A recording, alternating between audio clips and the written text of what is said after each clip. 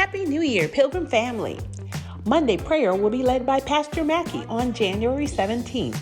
Please join us at 7 a.m. by calling 267-807-9601.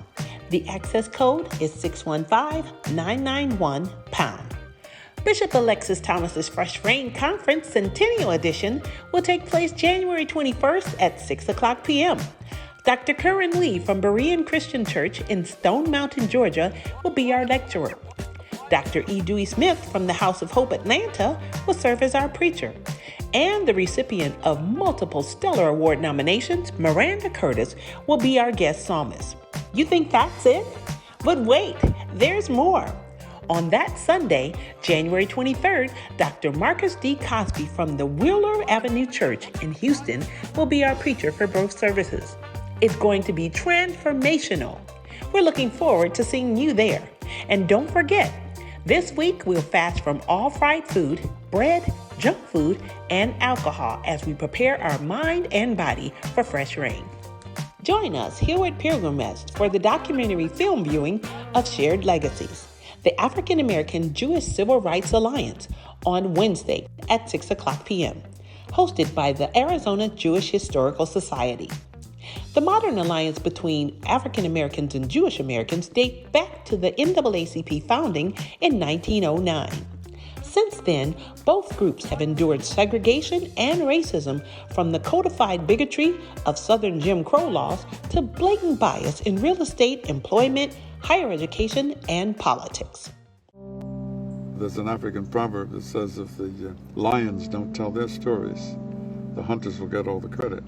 I'm telling you the story now because you're young lions and lionesses. My great-grandfather had been in slavery, and it goes across generations. You just don't get rid of it simply because there are no chains on you. The effects of slavery are still very prominent, just as the effects of the Holocaust are still very prominent amongst our brothers and sisters in the Jewish community. The Jewish people have the DNA in their soul to look up close to what happened to African Americans after slavery. We came to the South, young Jews, rabbis, many of them refugees from Nazi Germany. We hear Dr. King quoting the prophets. That was extraordinary. It made us proud. Rabbi Abraham Joshua Heschel said, "The future of America will depend on how it responds to Dr. King." It was the work that Dr. King had spoken for, fairness, equality, against anti-Semitism, and support of freedom for Soviet Jews. A large Jewish presence in the civil rights movement was evident almost from the beginning. Well, Stan Levinson and Harry Wachtel were lawyers who were working with Dr. King. They were advisors, marchers, fundraisers. They were in the thick of things. Many Jewish students worked all across the South. And I will never, ever forget 3 young men, Andy Goodman, Micah Scherner, and James Shaney. Birmingham is Birmingham. We all know the Exodus is the central narrative of our redemption. And here is a modern situation. Shall we do nothing? We could not have gotten anywhere had not Protestants, Catholics, and Jews showed up from all over the world. Rabbi Joachim Prinz Spoke immediately before Dr. King. The most shameful and the most tragic problem is silence. The civil rights challenges of our time, the human rights challenges of our day, they hang on me. They hang on you. They hang on who? They hang on us. We all need to get together to find out the bigger picture. Those who have been stepped upon have to lead the way. It's all about our humanity. And if we don't figure out a way truly to work together, we'll just be like hamsters on a wheel. The systemic oppression and issues will just continue. There are too many people living in fear. If Rabbi Herscher and Martin Luther King Jr. were here today, I think they would be saying, we need to pull together for a generation yet unborn. The soul of America is at stake.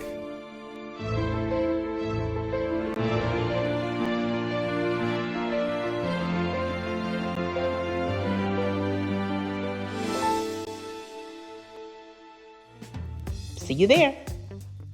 Church Cluster will convene on Wednesday, January 26th at 6:30 p.m. for adults, 6 o'clock for children, and 6:45 for youth. This month, we celebrate Dr. Martin Luther King with several upcoming events. The first event is the Believing the Dream virtual celebration on January 14th at 11 a.m.